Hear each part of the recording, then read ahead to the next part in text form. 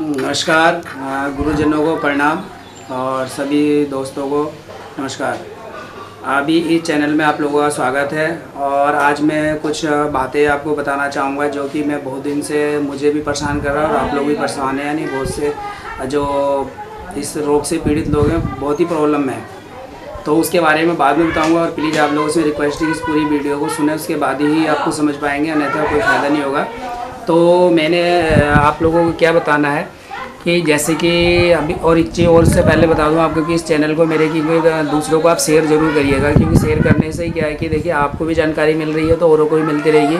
और मेरा अपना टारगेट है कि पूरे भारतवर्ष में ही इन चीज़ों की जानकारी हो और इनका पता चले, क्योंकि मुझे बड़ा अफसोस होता है कि लोग क्या कर रहे हैं कि आजकल पैसा भी बर्बाद कर रहे हैं, फिर भी उन्हें हेल्थ नहीं मिल रहा है, उन्हें स्वास्थ्य लाभ नहीं हो रहा है और वो कंगाल हो जा रहे हैं। और मुझे बड़ा दुख होता है जब मैं कोई न्यूज़ वगैरह पढ़ता हूँ। इसीलिए आपने देखो मेरी वीडियो मैंने कोई छिपाने की कोशिश नहीं करी, सब चीज़ बताता हूँ। जबकि मेरे से कई लोगों ने भी डील करने की कोशिश करी कि आप दवाइयाँ बनाइए और हमें बेचिए। मैंने कहा भाई साहब मेरा काम नहीं है, अब मैंने सब लोगों को बता दिया, आप खुद बना लीजिए, मैंने सब ओपन कर रखा है। हाँ, आपको कोई प्रॉब्लम आ रही है, जड़ी बूटी नहीं मिल रहा तो मैं आपको अवेलेबल करा दूँगा या उसके लिए व्यवस्था कराने की कोशिश करते हैं। और इस तरीके से दिल्ली में भी नर्सरी का एक मैंने एड्रेस ले लिया, वहाँ के लोगों को बता देता हूँ। ऐसे ही उधर हैदराबाद में भी अब संपर्क कर रहा हूँ, वहाँ पे एक नर्सरी है, वहाँ से भी आपको पेड़ पौधे मिल जाएंगे। और यहाँ उत्तराखंड में तो पंतनगर से है ही है। और अगर किसी को कहीं पे भी नहीं मिलता है तो मैं कोशिश ये कर रही कि ऑनलाइन में आपको अवेलेबल कराऊँ। उसके लिए मैं पैकेजिंग की व्यवस्था करने की सोच रहा हूँ, जिससे कि पैकेजिंग करके आप तक वो पौधे आसानी से पहुँच सके। और तो आज का मेरा प्रॉब्लम समस्या ये है कि जैसे कब्ज और गैस के लिए बहुत लोग बोलते हैं इस पर दवाइयाँ बनाइए, तो दवाइयाँ तो इस पर हज़ारों बन जाएगी और हज़ारों कंपनियाँ चल भी रही है। लेकिन मैं आपको एक चीज़ बता दूं कि ये चीज़ें इसकी ज़रूरत ही नहीं है हमें दवाइयों की, और ना ही हमें इन बनाने की ज़रूरत है, ना ही होता चाहिए। क्योंकि आप लोगों ने देखा होगा जो इससे पीड़ित उनसे पूछिएगा कि वो 10 साल 20 साल 5 साल 6 साल से कब्ज़ की दवाई खा रहे हैं, लेकिन उनका कब्ज़ ठीक नहीं होता। जब दवाई खाते हैं तभी सही रहता है, फिर उसके बाद छोड़ देते हैं, फिर वही हाल हो जाता है। तो इसलिए दवाई दे करके मैं ये अपने ऊपर बदनामी नहीं लेना चाहता कि उन्होंने दवाई दी, पैसे ले लिए या वो नुस्खा बताया कारगर नहीं हो रहा है। क्योंकि ये गैस और कब्ज ऐसी प्रॉब्लम है कि जो जब तक कि व्यक्ति खुद ना चाहे इसे नहीं दूर कर सकता। यानी खुद चाहने का मतलब क्या है कि उसका खान पान सही होना चाहिए, जो उसके खाने पीने का तरीका वो सही होना चाहिए, और दूसरा उसका दिनचर्या सही होनी चाहिए। अगर ये दोनों चीज़ें सही नहीं है तो वो कोई भी दवाई ले ले, जब तक लेगा तब तक सही रहेगा। बाकी कब्ज को दूर करने के लिए मैं 2-3 एक उपाय बता देता हूँ आपको। जैसे कि अलसी का, जैसे मैंने बता रखा है, रात को आप लीजिएगा गुनगुने पानी या दूध से, तो उससे आपको बहुत ही फ़ायदा होगा। दूसरा कैस्टर ऑयल है, लेकिन कैस्टर ऑयल को मैं 5 दिन से ज़्यादा अलाउ नहीं करता हूँ। उसमें आपने गुनगुने पानी में 1 चम्मच डाल के लेना है। जैसे कब्ज पुरानी होगी तो उसे तोड़ने के लिए कि पुरानी कब्ज को तोड़ दें, तो उसके बाद उसे नॉर्मल जब आ जाए तो उसे नहीं लेना है, उसे अपने डाइट से और अलसी से ही सही करना है। तो इस तरीके से ले सकते हैं हम। और इस तरीके से स्नेह का प्रयोग है, वो मैंने करके देख लिया, उससे भी कोई बेनिफिट नहीं है। और सबसे बढ़िया है कि आप सोते समय दूध जरूर लें और खाना खाने के आधे घंटे बाद लें। यानी कि मैं भी बताऊंगा आपको पूरा तरीका। तो इन चीज़ों से हम कुछ चीज़ें करेंगे, पालन करेंगे तो पक्का हमें इससे कब्ज से छुटकारा मिलेगा और गैस से भी मिलेगा। तो पहले मैं आपको बात करूँगा कब्ज पे। तो कब्ज में क्या है कि आप देखते हैं कि सुबह कितनी भी जाओ तो लैट्रिन होती नहीं है, परेशान हो जाते हैं लोग, 2-2 3-3 बार जाते हैं या घंटे भर बैठे रहते हैं, जबकि ये गलत है। मैं अपनी अगर देखो मैं अपनी बड़ाई नहीं कर रहा, लेकिन खुद बताऊं तो मुझे कहीं 6 महीने 3 महीने एक आध बार ऐसी कोई समस्या आती होगी कि मैं गया फ्रेश होने और मेरा पेट साफ़ नहीं हुआ, या फिर मुझे दोबारा 2-4 मिनट बाद जाना पड़ा है, बैठना पड़ा, अन्यथा नहीं होता है। तो इसका रीज़न क्या है कि ऐसा नहीं है कि मैं कोई दवाई लेता हूँ, कुछ नहीं लेता हूँ। मैंने आप लोगों को बताता जरूर, लेकिन मैं कुछ भी नहीं लेता हूँ। बस मेरे को पहले मैं जाता था 2-3 बार, लेकिन जब मैंने अपने नियम फॉलो करे तो 0% हो गई। बस सुबह शाम अगर गया तो गया, 2 बार नहीं तो एक ही टाइम जाता हूँ। तो इसके लिए मैंने करा क्या है, देखिए मैं सबसे पहले खान पान की बात करेंगे। तो जो हम लोगों का टाइम है, दिनचर्या है, उसके लिए हम लोग तैयार नहीं रहते हैं और हम दवाइयों पे भागते हैं। दवाइयाँ कुछ मत करिए, क्योंकि दवाइयों से बीमारी को कंट्रोल नहीं किया जा सकता, उनसे दूर नहीं किया जा सकता, जबकि हम आप खुद अंदर से हमारी इम्यूनिटी पावर और हमारे शरीर सपोर्ट ना करें। ठीक है, कोई बीमारी हो तो उसका तो इलाज हो सकता है, लेकिन कब्ज आपको पता है कि इसमें लोग बीमारी की संज्ञा देते हैं, लेकिन बीमारी नहीं है। तो आपके परिणाम है, खाने का रिजल्ट है, जो आप खा पी रहे हैं उसका रिजल्ट है, ना कि कोई बीमारी है। तो इसके लिए आपने करना क्या है, जब ब्रह्म मुहूर्त पर हम लोग उठते हैं तो इसमें वही नियम कर लेंगे, early to bed early to rise. आप शाम को जल्दी सोइए, सुबह जल्दी उठिए, तो ऐसी कोई प्रॉब्लम ही नहीं होगी। तो इसका रीज़न क्या है, देखिए हम लोग खाना खाते हैं, खाना खाने का हमारा टाइमिंग में पहले बता दूं 3 से 5 बजे तक हमारा ब्रह्म मुहूर्त होता है। 3 से 5 बजे तक हमें उठना चाहिए, जैसा कि मैंने वीडियो में बताया हूँ। 5 से 7 बजे तक हमारा पेट साफ़ होने का टाइम है। तो जो भी 5 से 7 बजे के बीच फ्रेश होने जाएगा तो उसके लिए प्रॉब्लम कम होगी या अच्छे से होगी। अगर 7 बजे के बाद वो जाता है तो उसके लिए समस्या है, और हो सकता है कि उसके जो हमारा ऑर्गेन्स है, जो हमारी बड़ी आते हैं, वो उसका सपोर्ट ना करे, जो मलासे वगैरह वो नहीं करती, क्योंकि अभी अपना टाइमिंग है सब चीज़ों का अपना अच्छे से काम करने का। काम तो वो 24 घंटे करेंगी, बट एक उनका टाइम पीरियड है, उस समय वो परफेक्ट होती है काम करने के लिए। जैसे हम बोलते हैं 4 बजे 5 बजे तक श्वसन क्रिया मतलब वायु शुद्ध रहती है, तो उस समय बोलते हैं प्राण वायु ज़्यादा है तो व्यायाम करना चाहिए, एक्सरसाइज करना चाहिए, वॉकिंग करना चाहिए। इसीलिए 5 से 7 बजे का टाइम है हमारा कि फ्रेश होने का और सोच के लिए जाना चाहिए। इसके बाद हमें 7 से 9 बजे तक किसी भी कीमत में भोजन कर लेना चाहिए। जो सुबह का भोजन है 7 से 9 का बीच कर लेना चाहिए और परफेक्ट करना चाहिए, ना कि उसमें हमने चाय ले लिया, ब्रेड ले लिया, हो गया काम। वो, मैं नाश्ते की बात नहीं कर रहा हूँ, मैं भोजन की बात कर रहा हूँ, जिसमें रोटी चावल दाल साग सब्जी जो भी आप लेते हैं वो चीज़ है। आपके क्षेत्र में जो चीज़ बनता है आप उसको लीजिएगा। और सबसे बड़ा कब्ज पैदा करने वाला रीज़न है वो चाय है, क्योंकि चाय है हम ले लेते हैं, उसके बाद सुबह हमारा एक तो पेट खाली रहता है और पित्त की संभावना ज़्यादा रहती है। तो इस समय हम चाय लेते हैं तो हमारा पित्त भड़क जाता है। जो पित्त भड़क गया तो फिर वो डिसबैलेंस हो जाता है, फिर हमारा खाना पचाने का काम पित्त करता है। सबको पता है आप लोगों को कि 1.5 से 2 लीटर पित्त 24 घंटे के अंदर बनता है, और वो सारा शरीर में जो हम खाते हैं उसको पचाता है। तो वहीं पे हम देखते हैं कि हम सुबह चाय ले लेते हैं, तभी हमने पित्त को भड़का दिया, आपने उसको गुस्सा कर दिया। तो पित्त क्या करता है, वो हमारा बहुत अच्छा मित्र भी हो, बहुत अच्छा दुश्मन भी। पित्त बढ़ जाए तो हमें बहुत बीमारियां होती हैं, और अगर हमारा साथी बन के रहेगा, अगर दोस्त बन के रहेगा, हम उसका ख्याल रखेंगे तो हमारे लिए हमको निरोग रखेगा। बट वहीं पे अगर जहाँ हमने उसको भड़काया तो उसके बाद उससे भगवान भी नहीं रोक सकते। अगर पित्त जिसका गड़बड़ा गया तो समझिए कि उसे बीमारी होनी है, कोई नहीं रोक सकता। तो इसीलिए हमें, और दूसरा हमने खाना 9 बजे तक ले लेना है। 9 बजे के बाद हमने कुछ नहीं लेना है, सॉलिड भोजन सुबह 9 बजे तक ले लेना है। उसके बाद दोपहर में जैसे 12-1 बजे या किसी को लंच करने की आदत हो, लंच ना करें। लंच उन्हीं लोगों के लिए है अलाउ जो कि बहुत हार्ड वर्क करते हैं, जैसे लेबर वर्क करते हैं, जो खेत में काम करते हैं या वजन उठाने काम करते हैं, जिनका पसीना निकलता रहता है और जिन्हें कार्बोहाइड्रेट और एनर्जी की ज़रूरत होती है। बट आपने देखा होगा जो ऐसे लोगों ने कब्ज होती भी नहीं होती, किसको, ऑफिशियल लोग जो होते हैं, ऑफिस में जाते हैं या दुकानों में बैठते हैं, उनको होती है। तो उनको मैं दोपहर में सॉलिड भोजन लेने के लिए अलाउ नहीं करता हूँ, ना ही करे तो बहुत बढ़िया है। सॉलिड भोजन मतलब कि रोटी चावल दाल साग सब्जी ये चीज़ें ना खाएं। अब आप सोचेंगे कि वो नहीं खाएगा, हैबिट बना हुआ है तो अजीब सा लगेगा। कुछ नहीं होता है भाई साहब, सिर्फ 4 दिन आपको अजीब सा लगेगा, उसके दिन 5वें दिन आपका खुद हैबिट बन जाएगा कि दोपहर में आप ना लें। और हाँ, अगर भूख लगती है तो ले सकते हैं, मैं भी नहीं कहूँगा 100% ना लें, लेकिन कोशिश करेंगे दोपहर में ना लें। अब करना है कि हमने दोपहर में, आप देखिए हमने रोटी चावल खाया। एक दुकानदार के अगर दिनचर्या नहीं तो सुबह 9 बजे घर से निकलते हैं, रात को 9-10 बजे ही घुसते हैं घर में। ऐसे ही ऑफिस वाले लोग हैं, अगर सुबह 8 बजे निकलते हैं 7 बजे निकलते हैं तो शाम को 6 बजे घर में जाते हैं।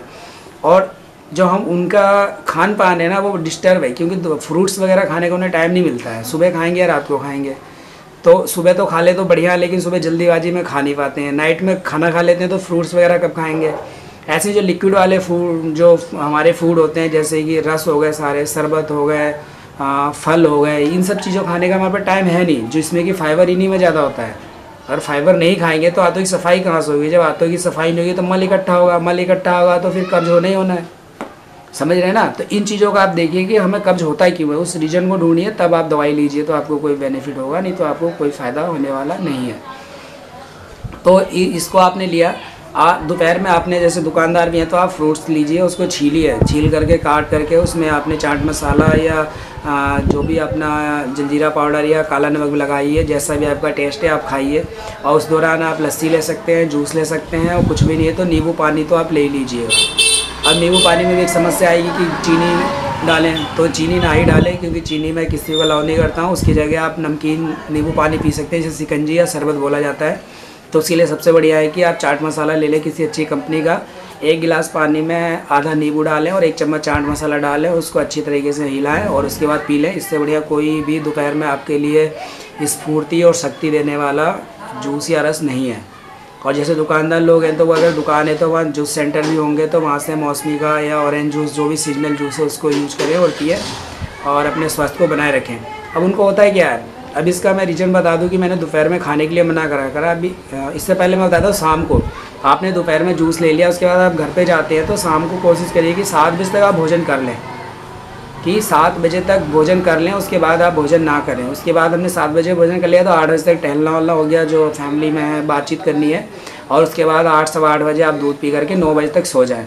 आपने अगर 9 बजे सो जाते हैं तो सुबह आपको 4, 5, साढ़े 4 तक उठने से कोई नहीं रोक सकता। आप ऑटोमेटिकली नेचुरली रूप से उठेंगे। ऐसा नहीं हुआ कि आपको मोबाइल बंद करके अलार्म बंद करके फिर सोने की इच्छा होगी, कभी नहीं होगी।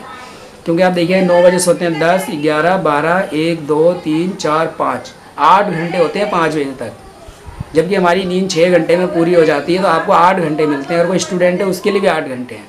तो अगर स्टूडेंट भी 4 बजे उठ जाता है तो भी 7 घंटे की नींद होती है, और उससे 1-2 घंटे सुबह पढ़ाई कर सकता है 7 से 6 बजे तक। समझ गए ना, खुद स्टडी कर सकता है, तो उस पर टाइम है सुबह पढ़ने के लिए। इस तरीके से हम लोगों को सुबह एक्सरसाइज व्यायाम करने का टाइम है।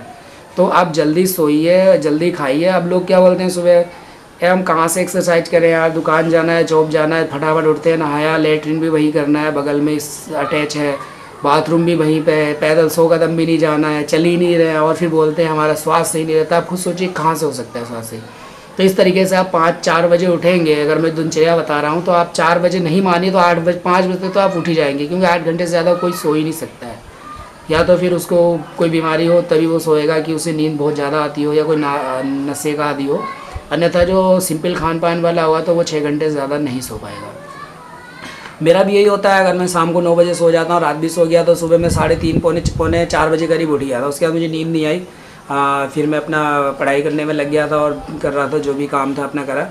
तो इस तरीके से आप लोग देखिए दिनचर्या। तो मैंने खाने का बताया। अब आपने, जैसे मैं ये बता रहा, जैसे दुकानदार लोग हैं तो उनको 2-3 बार चाय पीने की आदत होती है। चाय मत पीजिए। चाय भी आपकी कोई फ्री में नहीं आती है। चाय भी आजकल 10 रुपये या 5 रुपये से कम की नहीं बनती है। तो आप नींबू पानी पीजिएगा। आप नींबू पानी का आप खर्चा जोड़ लीजिएगा, आप चाय से कम ही आएगा। जब भी आपकी इच्छा होती है आप नींबू पानी पीजिए, क्योंकि वहाँ पे आप लोग दिन भर बैठे रहते हैं और आपके पेट में भी जैसे जो खाया पिया है तो गैस बनने की संभावना ज़्यादा होती है, कि चलना बहुत कम होता है। जो सीट वोट पर बैठे रहते हैं, क्योंकि गद्दी उन्हें छोड़ ही नहीं पाते हैं, कस्टमर होते हैं तो हिसाब ही कर रहे हैं, तो कुर्सी पर ही बैठे हुए हैं।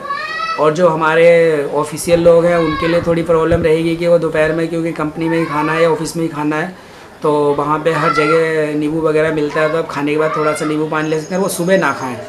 जैसे घर से 8 बजे निकल रहे हैं ना, जैसे वहाँ पे आपका लंच होता है 12-1 बजे, तो सुबह सॉलिड भोजन ना लें, पराठे ना खाएं। और ये जो आजकल बर्गर पिज्ज़ा वगैरह, ये जो सुबह सुबह ब्रेड रस्क क्या क्या खा लेते हैं, तो उसको आप ना खाएं।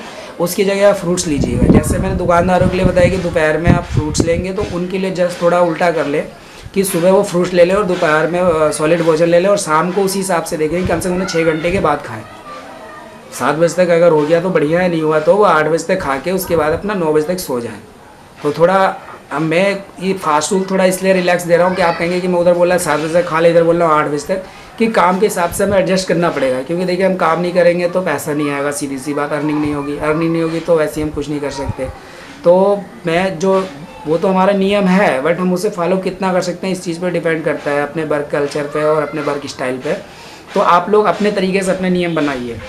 मैं औषधि लेने के लिए भी लोगों को बोलता, लोग बोलते हैं रात को, आप बोलते हो तो खाना खाने के बाद लूँ पहले लूँ। मैंने कहा देखिए औषधि लेने का शाम को या रात को इसलिए बोला जाता है, सुबह खाली पेट जो औषधि ली जाती है वो शाम को 5 बजे आप ले सकते हैं, 5-6 बजे, क्योंकि दोपहर में आपने 1-2 बजे लंच कर लिया तो 5-6 घंटे का गैप बनता है बीच में, तो इस दौरान ले सकते हैं। तो इसी तरीके से अपने नियम आप खुद बनाइए खाने पीने का, और देखिए क्या मैं इसमें। और सबसे बड़ा क्वेश्चन आप खाते समय ये ज़रूर पूछिएगा, इससे मैं खा रहा हूँ या खा रही हूँ तो मुझसे से क्या फ़ायदा होने वाला है।